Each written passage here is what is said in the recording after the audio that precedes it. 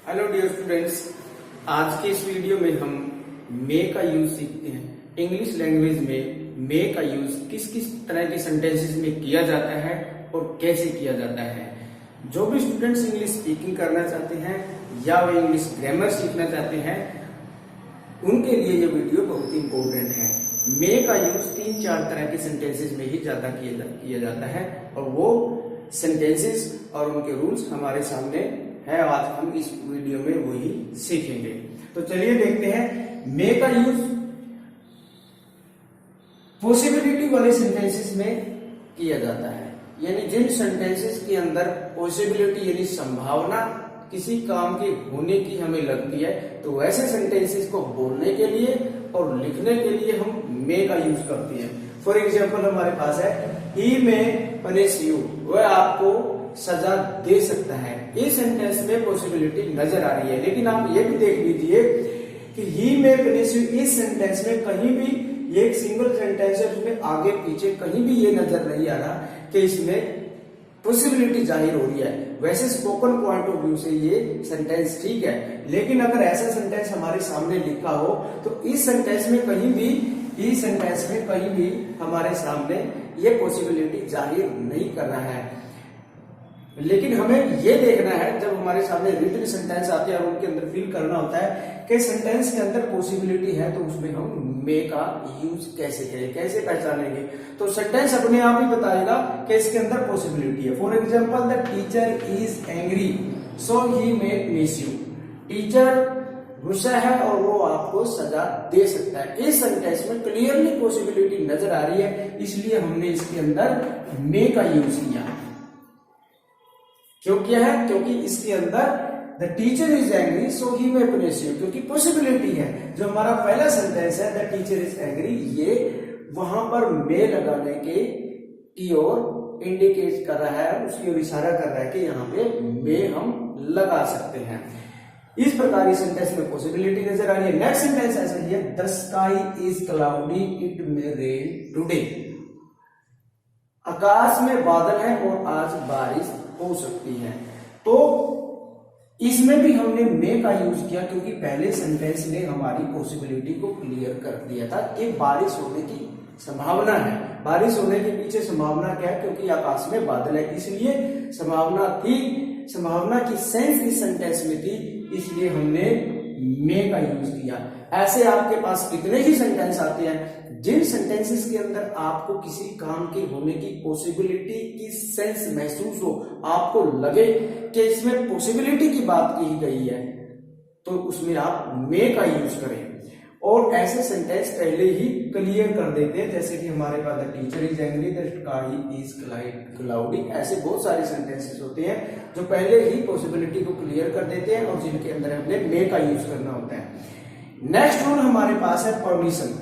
जब हमने किसी से परमिशन लेनी होती है, कोई काम पूछ के करना होता है, ऐसे सेंटेंसेस में भी हम मे का यूज करते हैं। जहां पर हमें लगे कि जनरली परमिशन लेनी ही पड़ेगी, जहां पे हमें शिष्टाचार या एक फॉर्मल वे में बात करनी है परमिशन पूछने के लिए, तो हमें वहां पर मे का यूज करते हुए परमिशन लेनी चाहिए। जहां पे हमें लगता है कि अगर हमने कोई काम बिना पूछे कर लिया तो हम पर ऑब्जेक्शन लग सकता है या हमें पर रोका जा सकता है, तो ऐसी सिचुएशन में हम मे का यूज करते हुए परमिशन लेंगे। For example, may I use your pen, क्या मैं आपका पेन यूज कर सकता हूं? तो देखिए, यहां पर परमिशन लेनी जरूरी है। आप बिना पूछे किसी का पेन, किसी अनजान व्यक्ति का पेन ले नहीं सकते। आपको लगता है कि अगर उसका पेन बिना पूछे मैंने यूज कर लिया तो वो मना कर सकता है या ऑब्जेक्शन कर सकता है कि आपने मेरा पेन कैसे ले लिया। इसलिए हमें इस सिचुएशन में उससे परमिशन लेनी पड़ेगी। और इंग्लिश में ऐसे सेंटेंस बोलने के लिए मे का यूज करते हुए परमिशन लेते हैं। May I use your pen, या और भी बहुत सारे एग्जाम्पल है। May I use your phone. Next example हमारे पास है मे आई सिट हियर। यहां पर भी हमने परमिशन ली है, क्या मैं यहां बैठ जाऊं? तो देखिए, यहां पर भी हमने परमिशन इसलिए ली है कि कहीं बैठने पर कोई ऑब्जेक्शन ना उठा दे या ये ना कह दे आप बिना पूछे कैसे बैठ गए।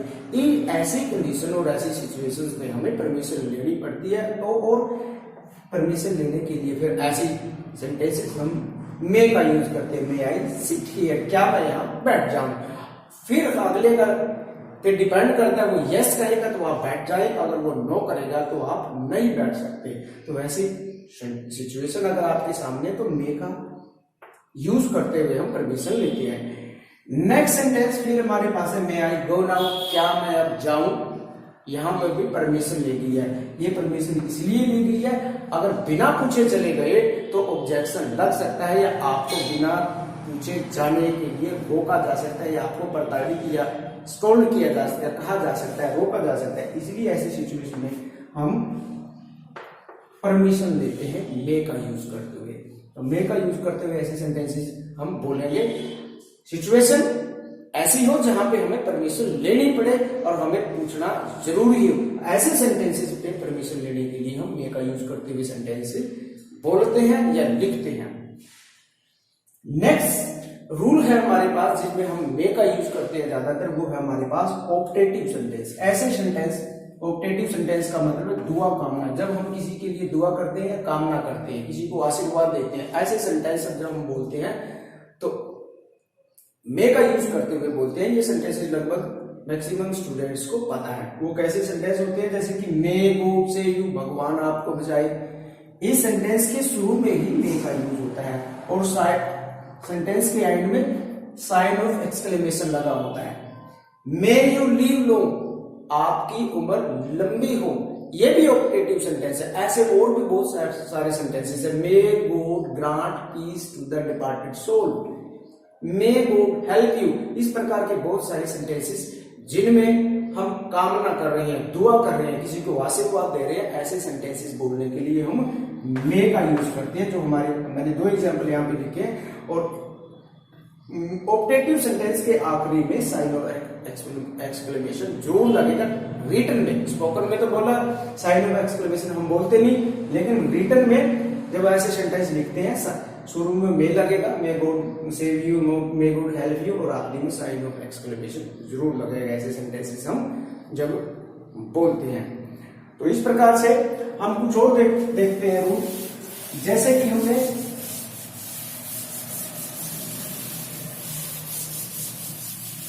जब हमने इसी प्रकार पास्ट की पॉसिबिलिटी जाहिर करनी है, पास्ट की पॉसिबिलिटी, यही संभावना अगर हमने किसी काम के पास्ट में हुए होने की हम पॉसिबिलिटी जाहिर करनी है, तब भी हम मे का यूज करेंगे। लेकिन मे के लिए, पास्ट में जाने के लिए मे हैव प्लस V3 का यूज करते हैं। तो हम बोलेंगे मे हैव प्लस V3, यानी वर्ब की थर्ड फॉर्म। यानी हमने पीछे किसी काम, जो पास्ट में काम हुआ हो, उसकी पॉसिबिलिटी जाहिर करनी। शायद ऐसा हो गया हो, शायद उसने ऐसा कर लिया हो, शायद उसने, या उसने चाय पी ली होगी। इस प्रकार की पॉसिबिलिटी के पास्ट के सेंटेंस बोलने के लिए मे हैव प्लस V3 का यूज करते हैं। फॉर एग्जाम्पल, अगर हम यह कहें कि ही मे हैव टेकन टी, देखिए मे हैव टेकन टी, उसने चाय पी ली होगी या पी ली हो, इसकी सेंस इसमें बनेगी। शायद उसने चाय पी ली हो या उसने चाय ले ली हो। ये पास्ट की पॉसिबिलिटी, यानी पास्ट में ऐसा काम कर दिया हो जहां पे हमें संभावना लगे, से पॉसिबिलिटी की हम बात करेंगे, तब मे हैव प्लस V3 का यूज करेंगे। नेक्स्ट सेंटेंस में she may have reached here by evening.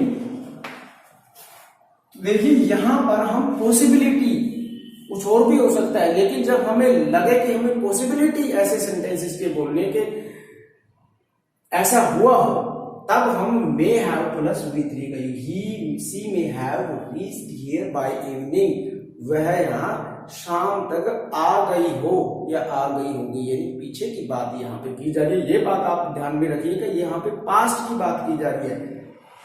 Past में कोई घटना हुई हो और हम उसके बारे में अनुमान लगा रहे हैं, उसके घटित होने की पॉसिबिलिटी जाहिर कर रहे हैं, तब हम मे हैव प्लस V3 का यूज करेंगे। For example, he may have learned the lesson, उसने लेसन याद कर लिया हो। यहां पर भी हम पक्का नहीं कह रहे, यहां पर पॉसिबिलिटी जाहिर कर रहे हैं, इसलिए हमने we may have third form का यूज किया है। तो ये सारी जो we may have plus third form है, ये हमारे बोलने की सेंस और सिचुएशन पे डिपेंड करता है। जैसी हमारे सामने सिचुएशन होती है या जैसी हमारे पास सेंस होती है बोलने का भाव, वैसा ही हम सेंटेंस बोल लेते हैं। तो डियर स्टूडेंट्स, ये वीडियो जो है आपके ग्रामर पॉइंट ऑफ व्यू से और English speaking point of view से आपके लिए इम्पोर्टेंट है। आप इस वीडियो को देखकर मे का यूज किस तरह और अलग अलग सिचुएशन और सेंस में करते हैं सीख सकते हैं। थैंक यू, जय हिंद।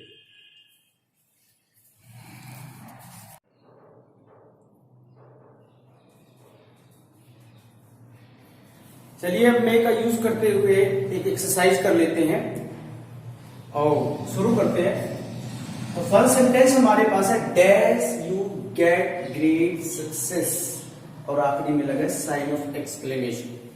तो डियर स्टूडेंट्स, जिसमें आपको आखिरी में सेंटेंस में साइन ऑफ एक्सक्लेमेशन लगा है और लगता है कि इस सेंटेंस में दुआ या किसी प्रकार की कामना की गई है, तो उसमें आप मे का यूज करेंगे, मे फिल करेंगे। अगर आपके पास modal auxiliaries can could may might इस प्रकार के ऑप्शन है फिल करने के लिए, और उनमें आपको सेंटेंस आपके पास ऐसा है जिसमें आपको लगे कि दुआ कामना की सेंस की गई है और आखिरी में साइन ऑफ एक्सक्लेमेशन जरूर देख लेना है, तो ऐसे सेंटेंस में आपने मे का यूज करना है। नेक्स्ट सेंटेंस हमारे पास है ही इज गेटिंग रेडी, वह तैयार हो रहा है। ही डैश लीव नाउ, वह तैयार हो रहा है, तो आगे उसके जाने की संभावना नजर आ रही है कि अब वो जा रहा है। तैयार होने का मतलब कहीं ना कहीं हम जाएंगे, और तो वहां पे पॉसिबिलिटी नजर आ रही है। अगर वो तैयार हो रहा है तो समझ ली वो जाएगा।